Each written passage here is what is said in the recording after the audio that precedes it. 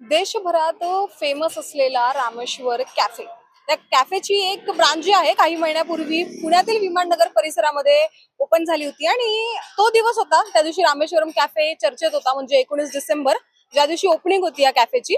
त्याच्यानंतरचा आजचा दिवस आहे. रामेश्वर कॅफे पुन्हा चर्चित आहे. माझ्या मागे तुम्ही बघू शकता महानगरपालिकेने येऊन या रामेश्वर कॅफेच्या बाहेर आता अतिक्रमणाची कारवाई केलेली आपल्याला पाहायला मिळते.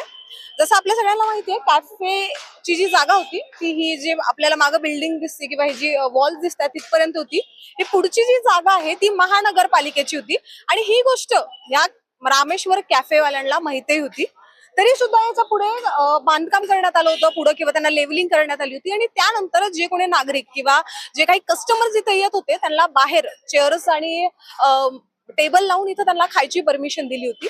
मध्यंतरी याचा व्हिडिओ पण व्हायरल झाला होता. त्या व्हिडिओ नंतर महानगरपालिकेने त्या सगळ्या गोष्टीची पुष्टी केली आणि सगळं कन्फर्मेशन झाल्यानंतर आज इथं तुम्ही आता माझं मागं बघू पण शकताय की अजूनही इथं कारवाई चालू आहे, तोडफोड करण्यात चाललेली आहे. आणि याच्या व्यतिरिक्त अजून पण आपण जर बघितलं तर इथं असलेले जे मॅनेजर आहे किंवा हे जे मॅनेज करणारे लोक आहेत त्यांच्याशी मी बोलल्यानंतर सुद्धा त्यांचा ऍटिट्यूड नेक्स्ट लेवलचा होता की आम्हाला सगळं माहित असून पण आम्ही हे केलं होतं म्हणून. आणि अजूनही ते पूर्णपणे आपल्या समोरून बोलायला किंवा त्यांची चुकी झाली आहे हे एक्सेप्ट करायला तयार नाही. आणि आपण याच्या आधी पण बघितलेलं आहे की पुण्यामध्ये अतिक्रमणाच्या कारवाया ज्या आहेत त्या खूप जास्त प्रमाणात होतात. आणि असं काहीतरी जे आपण पाहिलं की इथं म्हणजे अतिक्रमण झालेलं आहे ते एखाद्या छोट्या मोठ्या हॉटेलवाल्याने किंवा एखाद्या ठेलेवाल्याने केलं असतं तर समजू पण शकलो असतो की पहिली गोष्ट तर माहित नव्हतं की इथं महानगरपालिकेची जागा आहे, आणि दुसरी आपण हे पण म्हणू शकलो असतो की तेवढा पैसा पण नाहीये म्हणून कुठेतरी ठेला टाकून त्यांना उभं करण्यात आलं.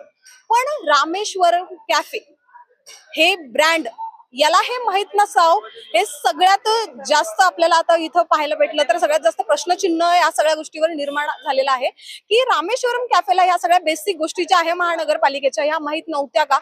त्याबरोबरच हे तर पुण्यातलं पहिलं झालेलं आहे. 2025 मध्ये जून महिन्यामध्ये बँगलोरच्या रामेश्वरम कॅफेची पण कॉन्ट्रोवर्सी झाली होती, जेवणामध्ये काहीतरी आळी निघाली होती म्हणून. तर तसं बघायला गेलं तर रामेश्वरम कॅफे पॉझिटिव्ह आणि निगेटिव्ह या दोन्ही कारणासाठी चर्चेत राहते.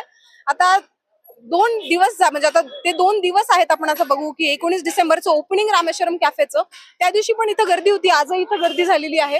कारण तेच पहिला पॉझिटिव्ह होतं, आज निगेटिव्ह आहे.